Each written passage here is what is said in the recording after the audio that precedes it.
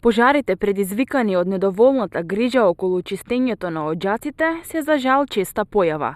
72-годишниот Јосе Црнгаров, познат на Струмичани по дејноста со која се занимава долги години, оџачарство, вели дека чистењето на оџаци е задолжително со цел да се избегнат несаканите случувања, односно пожарите, кои често знаат да бидат резултат на недоволната грижа во домаќинствата.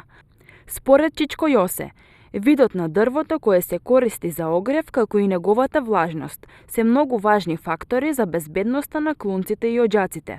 Буката и дабот се најпогодни дрвја за таа намена, вели тој. Оџаците се главни у куќата и установите исто. Мора секоја сезона да се чистат. Дали пред сезона или после сезона, заврши сезоната, некои се и чистат, кога се заврши сезоната, ти почнуваат да белят, да чинуват, да се чистат, а некои пред сезоната ги чистат. И това зависи до огревното дрво.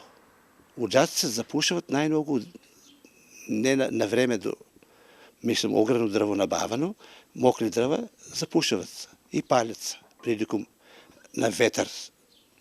Кадува силен ветер и не е изчистено оџако, клюнците не чистат. Цяла година е това.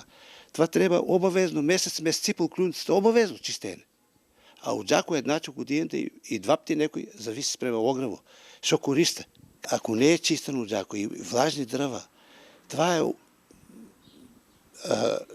не може да усети што ти оџако е запален.